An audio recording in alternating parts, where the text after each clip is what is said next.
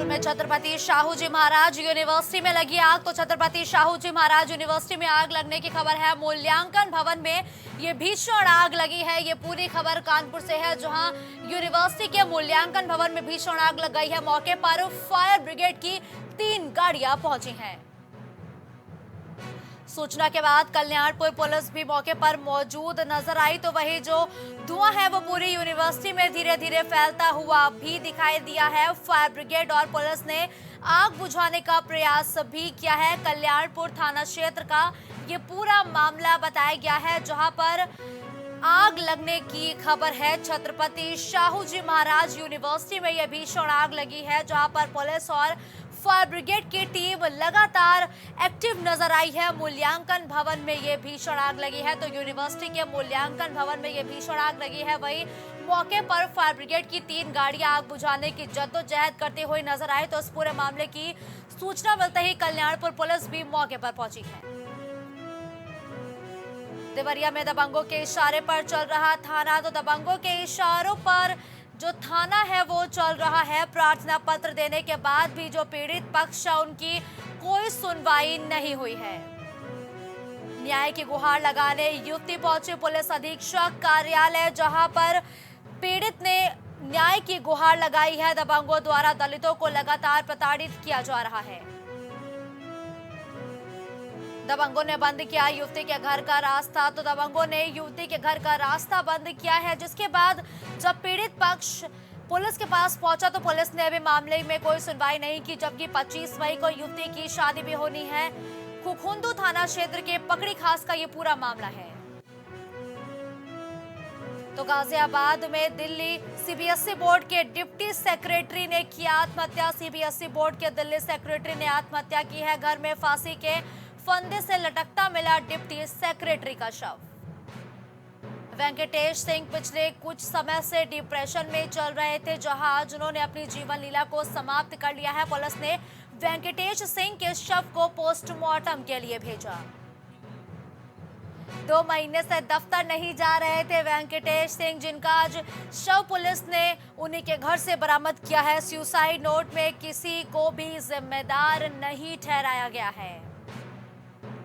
कौशाम्बी थाना क्षेत्र के सुमेरु सोसाइटी की यह पूरी घटना बताई जा रही है, जहां पर दिल्ली सीबीएसई बोर्ड के डिप्टी सेक्रेटरी ने आत्महत्या की है। इस खबर पर ज्यादा जानकारी के लिए हमारे सहयोगी प्रवीण हमारे साथ जुड़े हैं। प्रवीण, एक घर में डिप्टी सेक्रेटरी का शव बरामद किया गया है, क्या कुछ है ये पूरा मामला? देखिए नंदिनी, आपको बता दूं गाजियाबाद से, जहां पर सीबीएसई बोर्ड के डिप्टी डायरेक्टर वेंकटेश सिंह अपनी जो जीवन लीला है उसको समाप्त कर देते हैं। हालांकि जीवन लीला की समाप्त का कारण क्या है, ये इनका एक अपना जो जिस तरह से ये काफी समय से स्ट्रेस चल रहे थे और माइंड इनका जो था वो काफी डिस्टर्ब चल रहा था। कहीं ना कहीं इनका इलाज भी चल रहा था, लेकिन अपनी इस बीमारी को लेकर खासा परेशान रहा करते थे। और अपने परिजनों से, यानी कि जिस तरह से परिजनों की जो सपोर्ट इनको मिल रही थी, कहीं ना कहीं ये 2 महीने से दफ्तर भी नहीं जा पा रहे थे। तो अपनी जो उन्होंने जीवन लीला है उसको समाप्त कर दिया है। तो बात करें अगर सुसाइड नोट की, तो सुसाइड नोट भी एक बरामद किया गया पुलिस की तरफ से, जो कि मौके पर उस समय घटनाक्रम के पास ही मौजूद मिला। कहीं ना कहीं साफ तौर पर जो इन्होंने जो एक सुसाइड नोट जो जारी किया था, उसमें साफ तौर पर अपने परिवार के विषय में साफ तौर पर इन्होंने बता दिया था कि मेरी मौत का जिम्मेदार कोई नहीं है, इसकी जिम्मेदारी मैं खुद लेता हूँ, किसी को भी परेशान ना किया जाए मेरी मौत के बाद। तो इस तरह से उन्होंने एक सुसाइड नोट जो वो उन्होंने जारी किया, जो कि पुलिस ने कब्जे में ले लिया। बाद ही उनकी जो बॉडी है वो उसको पोस्टमार्टम के लिए भेज दिया। ठीक है प्रवीण, आज जब उन्होंने सुसाइड कमिट किया है तो उनके घर से एक जो लेटर है वो भी बरामद किया गया है। तो उस लेटर में आखिर किसका जिक्र किया गया है? देखिए, साफ तौर पर उन्होंने जो लेटर जो यानी जो सुसाइड नोट जो वहां पर छोड़ा था, उसमें साफ तौर पर लिखा था कि जो भी मैं कर रहा हूँ अपनी सुरक्षा से कर रहा हूँ, इसका जिम्मेदार कोई नहीं है, मैं खुद हूँ अपनी मौत का जिम्मेदार। कहीं ना कहीं काफी समय से जो बीमार चल रहे थे, उसमें ये भी लिखा था कि मैं काफी समय से बीमार चल रहा हूँ, मेरा माइंड जो है वो काम नहीं कर रहा है, मैं काफी डिस्टर्ब महसूस कर रहा हूँ। तो इस तरह की बातें लिखी गई थी इसमें, जो कि खास तौर पर थाना अध्यक्ष जो है, जिन्होंने इसका पोस्टमार्टम के समय पर जो उनके पास जो सुसाइड नोट मिला था उसको कब्जे में लिया था। हालांकि जो कब्जे में लिया हुआ सुसाइड नोट है वो पुलिस के पास है। हालांकि उसमें जो लिखी थी चीजें वो कहीं ना कहीं हम लोगों से शेयर की गई, लेकिन सुसाइड नोट जो है उसे शेयर नहीं किया गया। उसके बाद आला अधिकारियों से इसके विषय में बात की गई, तो उन्होंने हवाला देते हुए ये बताया कि जब तक पोस्टमार्टम की रिपोर्ट क्लियर नहीं हो जाती उसके बाद ही हम आगे की बात कह सकते हैं। ठीक है, बिल्कुल प्रवीण, आज जिस तरीके से सुसाइड नोट में उन्होंने किसी को भी अपने मौत का जिम्मेदार नहीं ठहराया है, लेकिन इस पूरे मामले पर जो मृतक है उनके परिजनों का क्या कुछ कहना है? देखिए, परिजन जो है वो खासतौर पर मीडिया से बचते हुए नजर आ रहे हैं। हमने बात करने की प्रयास भी किया तो कहीं ना कहीं जब हम लोग वहां पहुंचे तो उस समय मोर्चरी जा चुके थे जहां पोस्टमार्टम किया जा रहा था उनका। तो कहीं ना कहीं परिवार वाले बचते हुए नजर आ रहे थे। वो नहीं चाह रहे थे कि हम लोग मीडिया में आए, हम लोग पब्लिक हो, यानी किसी तरीके से वो नहीं चाह रहे थे मीडिया कवरेज करना। तो किसी तरीके से जो पुलिस के तरफ से हम लोगों को जो सूचना मिली थी, जिस आधार पे जो सारी घटनाक्रम हुई उसके आधार पे हम लोगों ने वहां पर जो भी वाकया हुआ उस तरीके से हमने खबर प्रकाशित की, लेकिन कहीं ना कहीं परिवार जो है वो बचता हुआ नजर आ रहा था इस मामले में। ठीक है, धन्यवाद प्रवीण इस खबर पर हमारे साथ जुड़ने के लिए।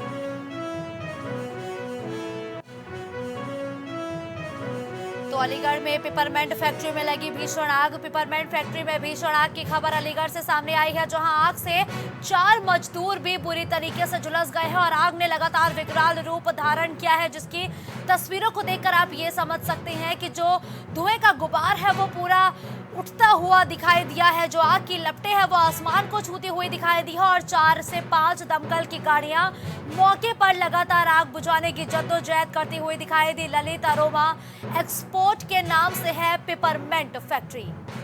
लोधा थाना के लेखराजपुर बहरामपुर क्षेत्र की पूरी घटना बताई गई है, जहां एक पिपरमेंट फैक्ट्री में भीषण आग लगने की भी खबर है।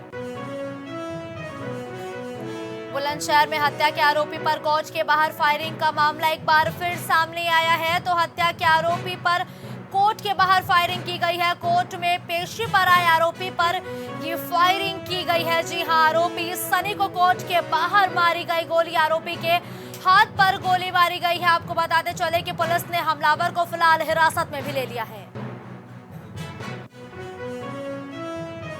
तो लखनऊ के गोसाईगंज प्रकरण में उतरे संगठन। गोसाईगंज मामले में जो संगठन के पदाधिकारी है वो भी पूरी तरीके से अब उतर चुके हैं मैदान में। कई हिंदू संगठन के लोग पहुंचे नाबालिग पीड़िता के घर। जी हां, कानून व्यवस्था बनाए रखने की भी अपील की है। मौके पर गोसाईगंज पुलिस भी मौजूद नजर आई है। तो गोसाईगंज पुलिस भी मौके पर मौजूद रही है। तो आपको बताते चले कि गोसाईगंज के अमेठी कस्बे का यह पूरा मामला है। देवरिया में क्रेटा और ट्रक की आमने सामने से हुई जोरदार भिड़ंत। तो देवरिया में रफ्तार का कहर देखने को मिला, जो हादसे में क्रेटा सवार महिला और 3 लोगों की मौत की भी खबर है। आपको बताते चले कि घायलों को पीएचसी भाटापार रानी में भर्ती कराया गया है। भाटापार रानी थाना क्षेत्र के फुलवरिया चौराहे का ये पूरा मामला बताया गया है, जहां पर एक क्रेटा और एक ट्रक में आमने सामने से जोरदार भिड़ंत हो गई है। इस हादसे में 3 लोगों की मौत की खबर है।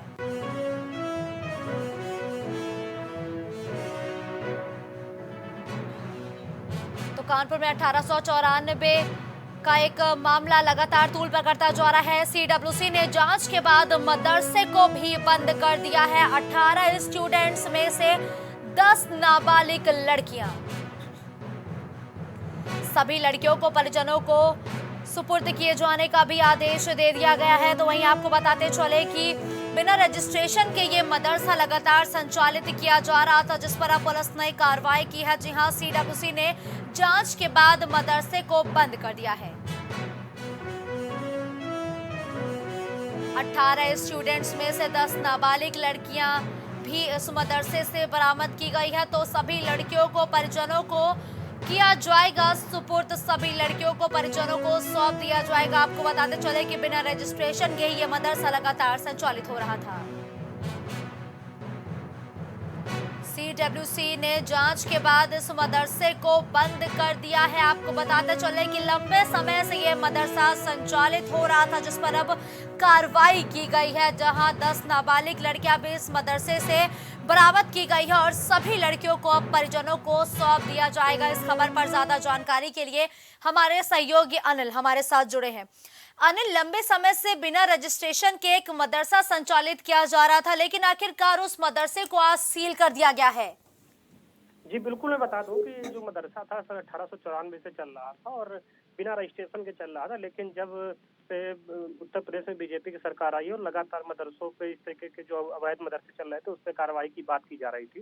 जिसके चलते का इसी प्रणाली में आज कानपुर में सीडब्ल्यूसी ने एक छापा मारा था। छापेमारी में जब इनका रजिस्ट्रेशन चेक किया गया, तो इनके पास अभी तक रजिस्ट्रेशन नहीं था। जिसको चलते इसमें लगभग 18 बच्चे थे। 18 बच्चों में 10 बालिकाएँ थीं, जो कि नाबालिग थीं। और इनको बाहर निकाल लिया गया है। बाहर निकालने के बाद इनको इनके परिजनों को सौंपा जाएगा। साथ ही इस पे जांच करने की बात की जा रही है कि जो मदरसा था किस तरीके से चल रहा था और कैसे चल रहा था और किसके संरक्षण में चल रहा था, और उसके बाद इन पे हो सकता है समय से कार्रवाई। संचालित हो रहा था, जिस तरीके से अभी आपने भी जानकारी दी, लगातार जो खबरें हमें मिल रही है कि ये जो मदरसा है बिना रजिस्ट्रेशन के काफी लंबे समय से चल रहा था, तो आखिर कार्रवाई किए जाने में इतना समय क्यों लग गया फिर? जी, बिल्कुल मैं बता दूं कि समय-समय पे बात उठती रही थी कि मदरसा अवैध है और इस तरीके के कानपुर में ऐसे बहुत से अवैध मदरसे हैं और यतीम खाना है जो कि चल रहे हैं। लेकिन कहीं न कहीं जब राजनीतिक संरक्षण किसी को होता है तो ये सब समस्याएं होती रहती हैं। लेकिन वर्तमान में जब बीजेपी की सरकार आई, बीजेपी सरकार के बाद जिस हिसाब से अवैध मदरसों को लेकर बात उठी थी, अवैध मदरसों और यतीम खानाओं को लेकर, उसी के तहत कानपुर में एक बड़ी कार्रवाई की गई, जिस कार्रवाई में लगभग इसको जाँच चल रही है। फिलहाल अभी भी जो उच्च अधिकारी हैं बैठे हुए हैं, बैठ के इसकी जांच कर रहे हैं और देखने वाली बात होगी कि इनमें और कुछ क्या निकल के आता है और क्या क्या कार्रवाई होगी। बिल्कुल, लेकिन अनिल, एक सवाल और आपसे है कि जिस तरीके से इस मदरसे में जाहिर सी बात है कि कोई ना कोई मौलवी या शिक्षक होगा, तो इस मदरसे को जब सील किया गया तो उनकी तरफ से क्या कुछ प्रतिक्रिया दी गई है? जी, बिल्कुल, जब हमने इनसे यहाँ के मौलानाओं से बात करने का प्रयास किया तो कहीं न कहीं वो हमारे कैमरे से बचते नज़र आए और कोई साफ उत्तर भी किसी चीज़ों का नहीं दिया है। लेकिन जिस हिसाब से उनके चेहरे बता रहे थे कि कहीं न कहीं गिर गए हैं। लेकिन अगर ऑफ कैमरा बात की जाए तो ऑफ कैमरा जब हमने बात करने का प्रयास किया तो उन्होंने कहा था कि हाँ, रजिस्ट्रेशन नहीं था, लेकिन भविष्य में इसको रजिस्ट्रेशन करा के हम उसको सुचारू रूप से चलाएँगे। लेकिन जिस बिल्कुल। हिसाब से अभी तक चल रहा था और इस तरीके से अवैध चल रहा था, तो ये जो लंबा समय गैप था, आखिर इन पे कार्रवाई क्यों नहीं की गई, इस पे भी एक बड़ी जाँच होनी चाहिए। बिल्कुल, धन्यवाद अनिल इस खबर पर हमारे साथ जुड़ने के लिए। तो हमीरपुर में मासूम बच्ची पर अन्ना पशु ने बोला हमला। मासूम बच्ची पर अन्ना पशु ने हमला कर दिया है। अन्ना पशु के हमले से 5 वर्षीय बच्ची की हुई मौत। और आज के दौरान मासूम की मौत की भी खबर है, तो आपको बताते चले कि पशु के हमले से एक मासूम की मौत की खबर है। परिजनों के चिल्लाने पर ग्रामीणों ने पशु को भगाया। सुमेरपुर थाना के भौरा गांव का ये पूरा मामला बताया गया है, जहां पर एक जानवर के हमले से एक बच्ची की मौत की खबर है। मासूम बच्ची पर एक जानवर ने किया हमला।